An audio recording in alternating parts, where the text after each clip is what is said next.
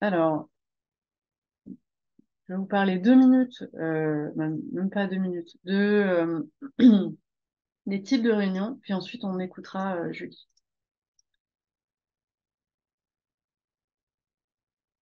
Attendez, je me mets avec mon PowerPoint. Voilà. Alors, les types de réunions. Vous avez plusieurs types de réunions et en fonction, on ne va pas utiliser le même process d'intelligence collective. Donc, c'est important de comprendre déjà dans quelle case on est. On va avoir la réunion d'information descendante. Donc là, c'est la fameuse où à la fin, on pose des questions pour voir un petit peu ce que les gens ont compris et on aimerait qu'ils participent. C'est ce qu'on fait aujourd'hui, c'est ce qu'on va tester. On a la réunion où on est en recherche de solutions. C'est aussi une réunion qu'on appelle réunion de créativité. Euh, et là-dessus, on va entendre Julie François juste après qui va nous parler de ce qu'elle a pu expérimenter là-dessus avec un outil qui s'appelle le World Café. On a aussi les réunions type réunion de projet. Là, le but, c'est de faire le point, voir qui doit faire quoi, décider éventuellement. Et le dernier type de réunion qu'on a, c'est les réunions de bilan, bilan d'équipe, bilan de projet, réunion aussi de type retour d'expérience, retour sur le vécu de quelqu'un qui a testé quelque chose, qui a envie d'en faire part au groupe. Euh, donc là, ce que je vous propose, c'est je donne la parole à Julie pour un temps de témoignage. Et puis derrière, déjà commencer à penser s'il y a des questions qui vous viennent, les noter, puisque derrière, on va, euh, on va se mettre en sous-groupe pour réfléchir aux questions qu'on voudra lui poser. Alors, je coupe mon speaker, le temps de lui passer le... Attends.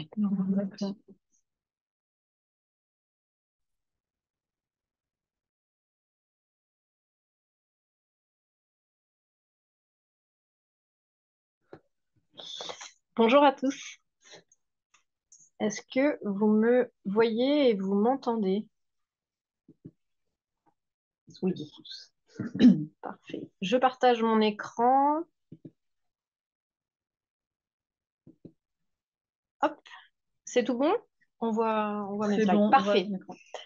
Alors, je commence. Donc, je m'appelle Julie François. Je travaille chez Caterpillar. Donc, Caterpillar, groupe industriel hein, bien implanté sur Grenoble. On a deux sites, Grenoble et Chirol. Et j'ai suivi la formation ZAFI, promo 12. Donc, j'ai fini cette formation en janvier dernier. Donc, c'est une formation dispensée par PMC pour nous aider justement à faciliter l'intelligence collective au quotidien. Et donc, je remercie Candice de m'avoir proposé de participer à ce retour d'expérience. Alors, habituellement, j'ai tendance à dire n'hésitez pas à m'interrompre, à me poser mes questions, mais je crois que là, l'exercice, c'est justement ne posez pas vos questions maintenant, vous allez les poser juste après. Mais notez-les, s'il vous plaît, vous pourrez les poser juste après. Donc, en effet, pourquoi on m'a demandé d'intervenir aujourd'hui? Pour vous faire ce partage d'expérience, parce qu'il y a un an, je connaissais pas ou à peine l'intelligence collective. Alors, chez Caterpillar, on avait quand même 3 personnes qui avaient suivi cette formation des AFI, donc qui commençaient dans les réunions à utiliser, à saupoudrer quelques outils et ça me parlait bien. Je voyais à quel point c'était pas grand-chose, mais qu'est-ce que c'était puissant, qu'est-ce que c'était innovant. Et moi, ça me parlait. Je voyais que les gens étaient beaucoup plus impliqués. Donc, c'est vraiment quelque chose que j'ai eu envie de m'approprier. Et puis, Valérie en a parlé un tout petit peu en introduction. Souvenez-vous, il y a un an, on était dans un contexte, pour ceux qui sont dans le domaine industriel, ça doit vous parler, on était dans un contexte très, très fort de sobriété énergétique avec une menace pour les industriels, en tout cas pour Caterpillar, une menace forte de voir notre débit électrique et notre débit de gaz réduit, voire peut-être même coupé carrément. Et ça aurait pu être une vraie menace pour notre processus industriel, puisque je le rappelle, on fabrique des engins de chantier et pas des casquettes. Donc, on avait vraiment besoin de cette énergie. Et donc, on avait besoin, alors effectivement, il y avait des chefs de projet, des ingénieurs en charge de travailler sur les process. On avait aussi les RH avec nos partenaires syndicaux qui pouvaient travailler sur comment travailler différemment. Mais on avait aussi besoin d'embarquer nos 1500 employés, nos 1500 cerveaux qui avaient plein d'idées, plein de créativité en eux. On avait juste besoin d'aller capter ça. Et donc, maintenant que je vous ai dit ça, bah, moi, j'avais envie, donc en septembre dernier, donc il y a pile un an, j'avais envie d'essayer d'aller capter cette créativité et donc, je me suis lancée toute seule. Alors, toute seule, c'est pas tout à fait vrai. Évidemment, je suis allée discuter avec les 3 personnes formées, comme je vous l'ai dit, et puis avec mes amis, avec mon mari, on a réfléchi le soir, et puis on a conçu ce jeu. Candice, j'aime beaucoup. Elle a beaucoup parlé de jeux de société et jeux de plateau. Moi, je suis fan de ça, et en effet, c'est vraiment un jeu, l'intelligence collective. En tout cas, je le vois comme ça. C'est ludique et c'est hyper énergisant. Donc, on voit quelques photos à l'écran. Alors oui, on a encore les masques, hein, on était encore dans ce contexte il y a un an. Et on a testé un Word Café. Donc, on ne va pas rentrer dans le détail ici, ce n'est pas le propos. Mais vous voyez qu'on avait des sous-groupes. Donc, on avait 6 sous-groupes. J'appelle ça des tables, mais en vrai, si vous voyez les photos, c'est plus des paperboards, hein. Et il y avait des thèmes. Avant ce World Café, j'avais d'abord fait un appel à volontaires via nos réseaux sociaux en interne, hein. J'avais posté en disant qui a envie d'essayer avec moi un atelier de créativité pour faire face à ce sujet de sobriété énergétique. Et à ma grande surprise, je m'attendais à avoir 2, 3 personnes. À ma grande surprise, une cinquantaine de personnes ont levé la main. Donc encore plus stressant, on va dire, parce que bah voilà, j'étais obligée, il fallait faire quelque chose de toutes ces volontaires, cette énergie et ces gens qui avaient envie de participer. Donc comme je mets un démarrage un peu fou, mais tellement enthousiasmant, je pense que cette énergie, elle ressort à travers les photos. On voit que les gens, ils étaient à fond. Ça a duré une demi-journée. Il y avait plusieurs tables, hein, donc des tables, une table qui réfléchissait sur les process de Grenoble, sur des process d'ateliers d'Échirolles, sur les zones communes, une autre table qui réfléchissait sur nos salles de réunion, les lieux communs, la cantine, etc. Et puis une autre table qu'on a appelée conditions de réussite, où on s'est dit, allez, là, on va se dire tout ce qu'on a à se dire pour faire en sorte que cet atelier soit pas juste quelque chose d'isolé, un événement isolé, mais que ce soit le début d'un grand projet finalement chez nous, chez Caterpillar. Et ça a été le cas parce que grâce à cette table conditions de réussite, eh bien, on s'est dit plein de choses et on a suivi, on a pris des engagements, on les a tenus. Donc voilà, ça c'était simplement pour vous dire un petit peu comment je me suis retrouvée dans l'intelligence collective. Et ensuite, on a eu la proposition de PMC, ensuite de former d'autres personnes. C'est là où j'ai levé la main en disant, bah, j'ai intuité des choses, je me suis lancée comme j'ai pu, mais j'aimerais bien suivre pour de vrai une formation pour avoir, comme le disait Candice tout à l'heure, des clés pour comprendre finalement ce que j'ai expérimenté toute seule. C'est pour ceci que j'ai suivi la formation Zafi proposée par PMC et mon premier objectif, moi, ce que j'attendais de cette formation et ce que ça m'a apporté, c'est des réponses à mes intuitions. Comme je vous le disais, j'ai un peu expérimenté ça toute seule, mais ça vraiment, comme l'a fait Candice tout à l'heure, être en méta, vous expliquer pourquoi une inclusion, ça marche super bien. Bah, moi, ça m'a aidé de l'entendre dire et en disant, ah oui, je comprends mieux maintenant. Voilà, j'ai aussi découvert évidemment plein d'autres outils parce que là, j'ai expérimenté le Word Café, mais il en existe plein, plein d'autres et c'est extrêmement riche. Et puis, ça m'a donné confiance parce que je me suis dit, bah, je comprends mieux pourquoi tout marche et du coup, je suis aussi challengée parce entre chaque session de 2 jours, eh ben, on a un peu des devoirs à faire, hein. On voit des outils, on doit les expérimenter. Et à chaque fois qu'on expérimente, eh bien, ensuite, on gagne en confiance, on a le support de PMC et du coup, voilà. Et ça fait un an, enfin, non, fin janvier, je vous ai dit, donc pas tout à fait un an. Mais vraiment, on l'expérimente beaucoup, beaucoup, beaucoup et on est en train de changer complètement notre culture d'entreprise chez nous. C'est extrêmement puissant. Quelque chose peut-être de plus personnel, ce que je voulais partager avec vous aujourd'hui, mon retour d'expérience, c'était un premier conseil. Eh ben, jetez-vous à l'eau parce que ça marche toujours. Ça marche toujours et quelquefois juste des petites choses, ne serait-ce que de faire une inclusion. comme l'a expliqué très bien Candice en début de réunion, eh ben ça change tout à fait le climat de réunion. Les gens, d'avoir, comme elle le disait tout à l'heure, j'ai bien aimé poser les valises, et ben ça change vraiment tout. Et ça, c'est 3 fois rien. C'est 5 petites minutes qui vont vous changer la réunion. Et là, on n'a parlé que d'inclusion parce qu'il a fallu faire un choix, mais il y a tellement d'outils qu'au final, on arrive toujours à les expérimenter dans un contexte ou dans un autre. Donc, moi, je vous encourage à vous jeter à l'eau. Un autre retour d'expérience que je voulais vous faire, j'ai noté idéalement, être neutre par rapport au sujet. Oui, en effet, parce que vous me voyez tout à l'heure sur les photos, animer des tables, ça demande un effort, ça demande d'être, comme le disait Candice tout à l'heure, elle disait, bah moi, j'ai pas participé au sondage parce que j'étais en position de facilitatrice et c'est dur de faire les deux. Et bah, c'est exactement ça. Répondre à la question qui est posée, prendre du temps d'introspection, mettre ses tripes sur un post-it, dire des choses qui nous tiennent à cœur et en même temps veiller au groupe et en même temps animer un workshop, ça me semble pas simple et donc c'est toujours bien d'avoir un petit ange gardien, un peu comme aujourd'hui, on a Mathis qui veille sur nous, et bah c'est bien de le faire quand on est en réunion. Donc voilà, idéalement, choisissez votre posture, ou bien vous êtes participant, ou bien vous êtes facilitateur. Les deux, ça me semble pas simple au début en tout cas.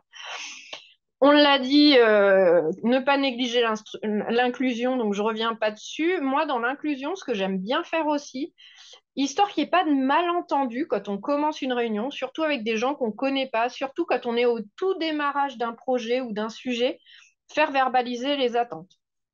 C'est tout simple, un petit post-it du moi je serais content si à 10 heures quelque chose. Moi je serais content si dans 6 mois quelque chose. Je ne sais pas. Mais que les gens disent les attentes et tout de suite ça permet de se recalibrer, de se réaligner pour éviter bah, finalement que quelqu'un ait eu le sentiment de perdre son temps.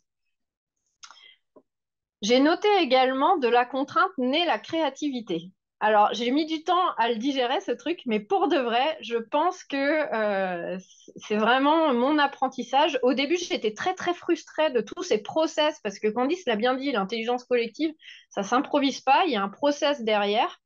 Et au début, j'étais hyper frustrée de ces process parce qu'on n'avait jamais le temps de tout se dire. On était toujours limité. On pouvait faire que 5 post-it max ou allez, on a 10 minutes et pas une de plus. Et moi, au début, ça me questionnait, ça m'interrogeait et j'avais vraiment l'impression qu'on ne faisait que survoler les problèmes et qu'on n'allait pas au fond des choses. Pour ceux qui connaissent Six Sigma, moi je viens de l'école de gestion de projet méthode Six Sigma où là le risque n'a pas sa place. Et là, dans l'intelligence collective, moi j'avais le sentiment justement qu'on laissait beaucoup trop de place au risque parce qu'on survolait les choses. Et plus je le pratique, mon retour d'expérience, c'est dire mais non en fait.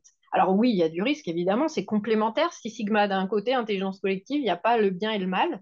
Les deux vont bien ensemble. Mais en tout cas, d'avoir un processus contraint, on voit que c'est ici que les gens se disent, allez, j'ai que quelques minutes, du coup, je donne vraiment l'idée qui me travaille depuis tant de temps ou l'idée que j'ai vraiment au fond de mes tripes. Et du coup, eh ben, c'est formidablement puissant. Donc, ne pas avoir peur avec ce process à suivre et cette contrainte. Et puis, à la fin, je voulais aussi vous dire de ne pas hésiter de demander du feedback aux participants. Pareil, c'est quelques minutes, ou même si vous n'avez pas le temps pendant votre atelier, de le demander après coup, mais d'avoir un feedback sur votre animation, comment les gens se sont sentis, ce qui les a aidés, ce qui aurait pu les aider si vous l'aviez fait peut-être différemment, ou comment ils ont vécu l'atelier, c'est extrêmement puissant. Ça, c'est vraiment très, très riche. Ça permet de créer du lien, de la confiance et vraiment de construire quelque chose derrière. Donc voilà, j'aurais tellement d'autres choses à vous dire. Je suis passionnée par ces outils, mais voilà, on m'a demandé d'en sélectionner que quelques-uns. Voilà les plus importants selon moi. Et le dernier slide avant de vous faire travailler, ensuite, c'est une petite photo pour finir, jamais sans ma boîte magique. Alors, qu'est-ce que c'est que cette boîte magique? C'est quelque chose qu'on a créé chez Caterpillar parce qu'on a 2 sites, vous l'avez compris, on a plein de salles de réunion, on est nombreux Et c'est assez nouveau pour nous d'animer de l'intelligence collective. Avant, pour nous, une réunion, c'était assis à son bureau avec son ordinateur. On va pas se mentir, en faisant quelques mails en même temps qu'on faisait une réunion. Et voilà. Et ça, on essaye de complètement changer, de autant que possible faire des stand-up meetings. Hein. On est debout, on n'a pas besoin de salle, de table, pardon. On n'a pas besoin forcément d'ordinateur. Et on se connecte d'humain à humain, j'ai envie de dire. On se parle avec des post-it. On affiche les choses sur un tableau, etc. Mais pour faire ça, ça demande un tout petit peu de matériel, pas grand-chose, mais il y a toujours besoin d'une petite boîte avec plein de choses. Et à chaque fois, donc moi j'ai la mienne, je l'ai même emmenée ici aujourd'hui. Hein. Je l'ai toujours avec moi, j'ai ma boîte magique, il y a plein de choses dedans pour faciliter l'intelligence collective. Et les gens venaient toujours me voir à mon bureau. Ah, Julie, t'as pas ta boîte magique, s'il te plaît, je voudrais faire un atelier d'intelligence collective. Oui, bien sûr, et je l'ai prêté, etc.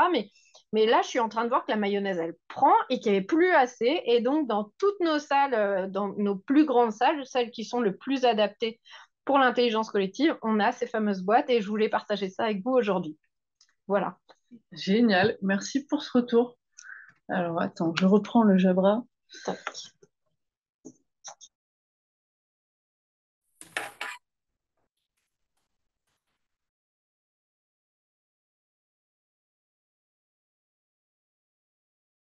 Ok, est-ce que vous nous entendez toujours? On se passe l'enceinte Oui, qui fait apparemment, oui. Vous entendez? Il y a eu un oui? Ok. Alors, je vois le temps qui défile énormément. Désolée. Il n'y a pas de problème, Julie. C'est plus moi qui ai dû prendre trop de temps au début. Donc, ce qu'on va faire, c'est que là, on va vous faire réfléchir en sous-groupe pour que vous voyez le process. Le but de ce moment-là, ça va être de générer des questions. Je vous partage mon écran et puis après, on parle vite fait du timing. Alors, ce qu'on attend de vous dans ce moment-là, c'est de réfléchir seul dans un premier temps, puis en sous-groupe, je vais vous dire les étapes, et de lister les questions que vous auriez envie de poser à Julie. Ça va se faire en deux temps. Un premier temps qu'on appelle le fameux TRIP, temps de réflexion individuelle préalable. Chacun réfléchit seul. Puis, on vous envoie dans des salles, en sous-groupe. Et là, le but, c'est de sortir deux questions par groupe. Vu le temps, ce qu'on va faire, c'est de sortir une seule question par groupe. Votre meilleure idée, votre meilleure question. Néanmoins, je suis à peu près sûre qu'on va, je pense, dépasser de 5 minutes. Dans tous les cas, on tracera les réponses aux questions et vous aurez le PowerPoint à la fin. Julie, tu peux peut-être juste, Valérie, me préciser, le PowerPoint, tu l'envoies aux adhérents, c'est ça? Si vous voulez, oui. Valérie, j'ai Pardon. dit Julie, Pardon. c'est moi qui me mélange les pinceaux. Valérie, on ne t'entend pas.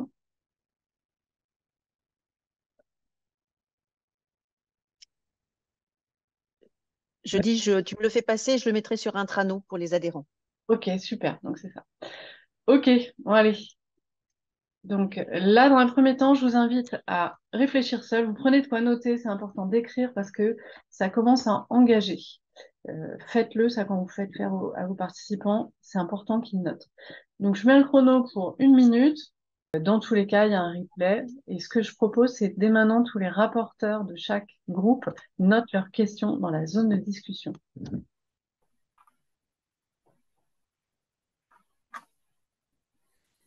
Et dès qu'on aura une question, on embarquera, on commencera à les traiter. Je pense ça, Julie. Ouais.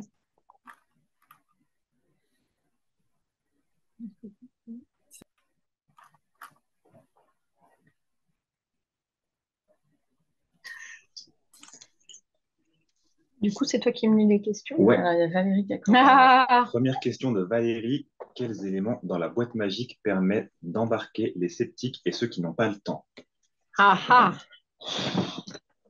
Alors, ce que j'ai dans ma boîte magique, alors est-ce que ça embarque les sceptiques et ceux qui n'ont pas le temps? Les sceptiques, j'ai envie de dire, c'est pas tant dans ma boîte magique, c'est le process qui montre qu'on leur accorde de l'intérêt à ce qu'ils disent. dans ma boîte magique, ce que j'ai tout ce qui est nécessaire à l'intelligence collective. Donc, j'ai que des je la post-it, scanne pour que... si tu veux. J'ai des post-it de différents formats, des post-it carrés. J'ai aussi des post-it rectangulaires qui sont pas mal quand on veut écrire un peu plus qu'un mot. Quelquefois, une idée est un peu plus longue. Euh, on va avoir plein de marqueurs aussi. C'est important. Pareil, un tips, c'est que écrire au stylo Bic sur un post-it, on a du mal à lire, on a du mal à partager. Les marqueurs, ça permet vraiment de bien voir les choses. J'ai aussi des feuilles qui permettent de me faire une inclusion rapide quand on a un grand groupe. Par exemple, j'aime bien, Candice le disait tout à l'heure, ceux qui sont à l'aise avec les réunions, mettez-vous plutôt à gauche, ceux qui sont à l'aise avec ces réunions, mettez-vous plutôt à droite. Bon, bah moi, je mets des mots-clés au sol, stratégie, défi, projet, aventure, pour que les gens, dès le début de la réunion, aillent se positionner sur le mot qui leur parle le plus.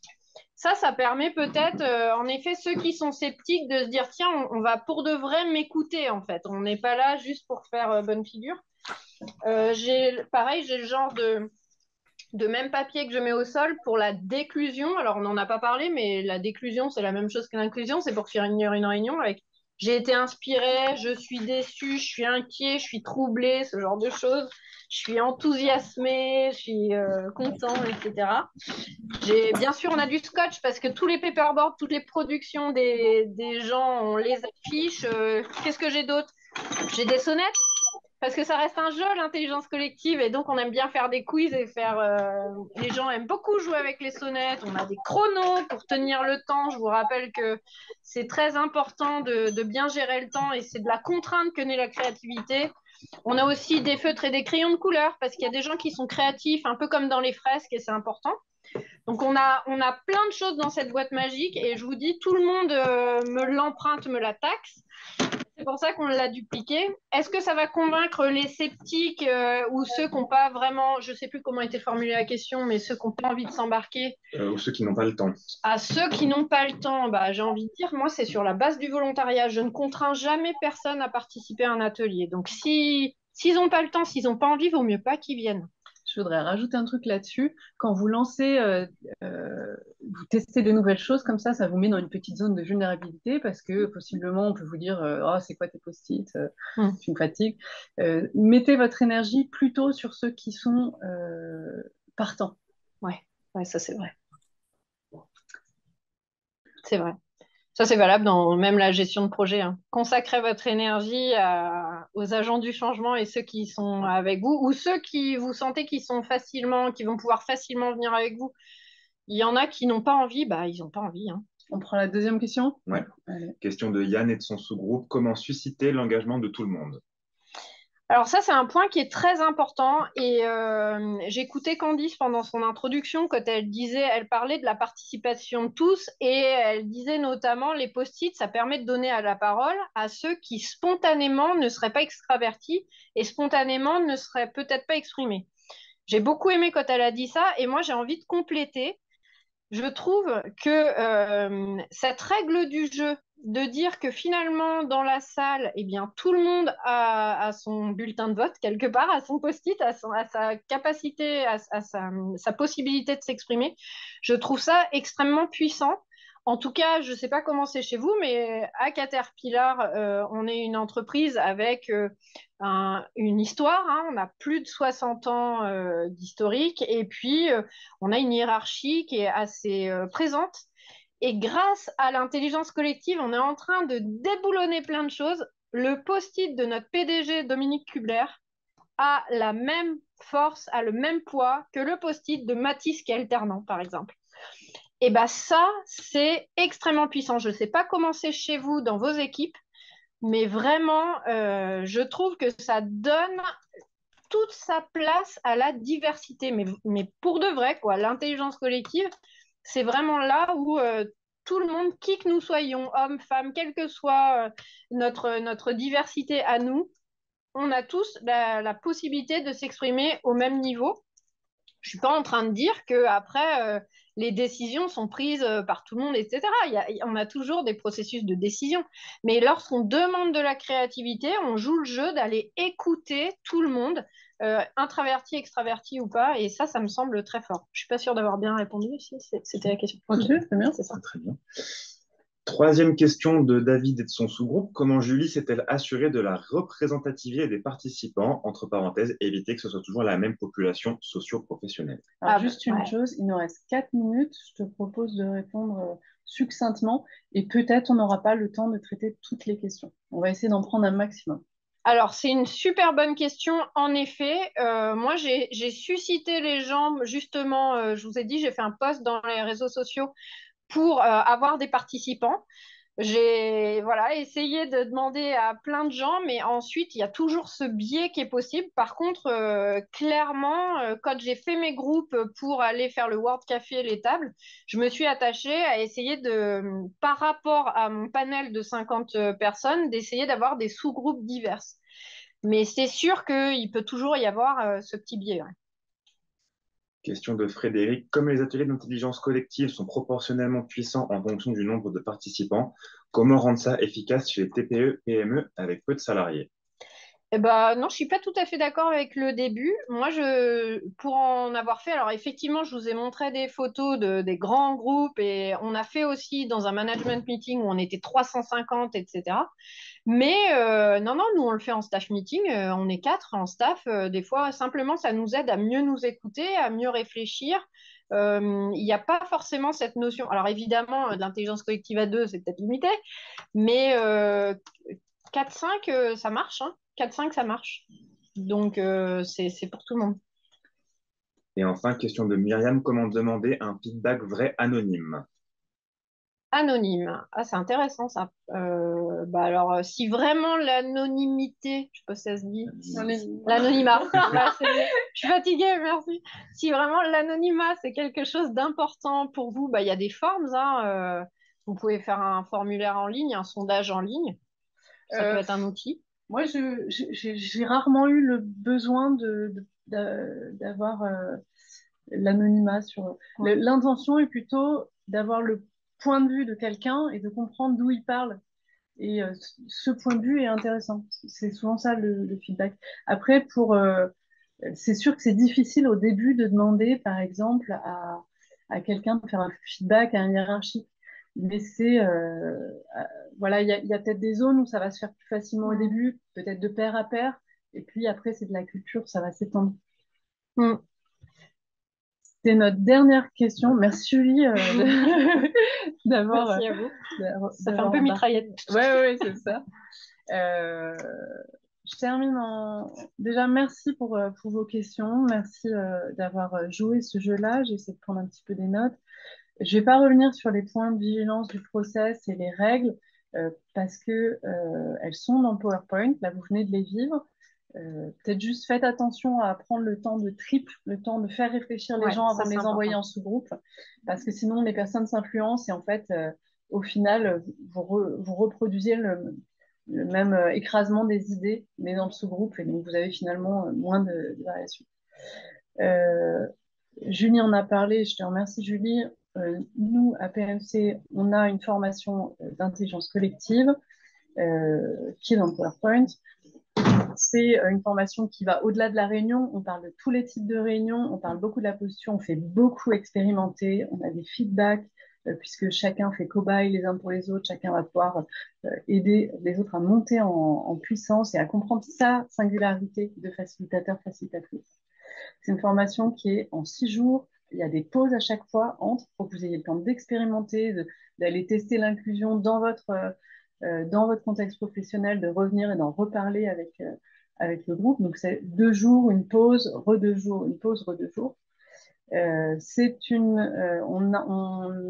est sur notre 14e session depuis 2017. On a un taux de satisfaction de 9,4. Et les dates, on en a une qui commence vraiment très bientôt, la 15, qui commence avant la 14. On n'en parlera pas de l'histoire de pourquoi la 15 commence avant la 14. Toujours est-il, c'est très vite, c'est 10-11 octobre. On a la 14 qui commence en octobre et après on en a 2 autres un peu plus tard. On sera ravis de pouvoir échanger là-dessus avec vous. Je ne veux pas vous retenir plus parce que je vous remercie déjà beaucoup d'avoir accepté de rester un peu plus malgré le temps. Néanmoins, on a terminé. Ceux qui veulent y aller, vous pouvez y aller. Ceux qui veulent rester, poser d'autres questions. On va rester encore 5 minutes, 10 minutes de plus en fonction de vos retours.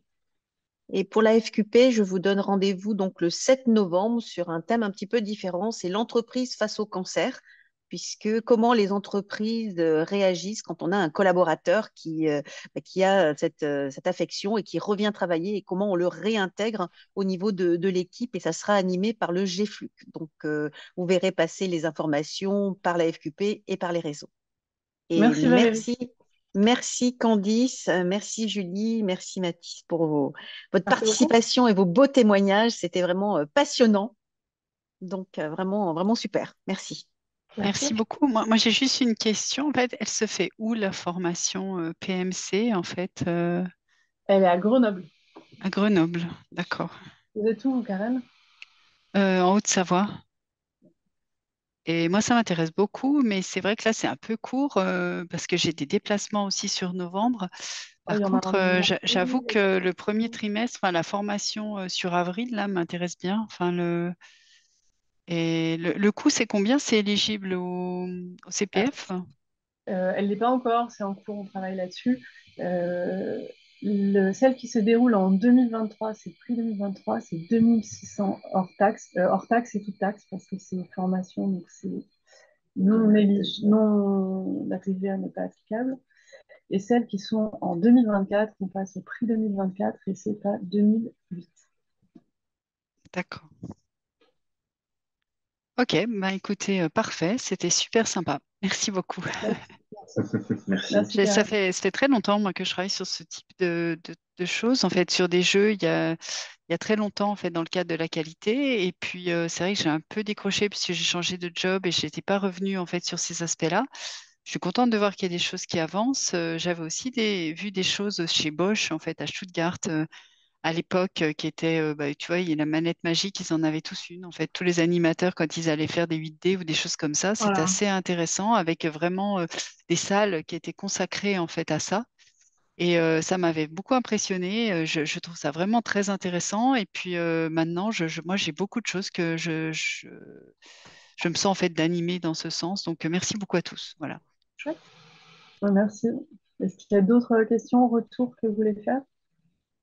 Non, je vais vous quitter. Merci beaucoup. Et c'était sympa de te recroiser, Candice, dans un autre contexte.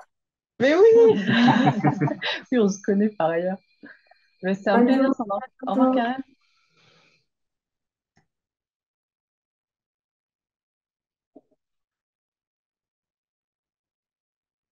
Karen. Myriam, Yann, Loïc, si vous avez des questions sur le faire des retours, n'hésitez pas. Si vous y allez, on vous souhaite une bonne journée. Bonne journée à tous.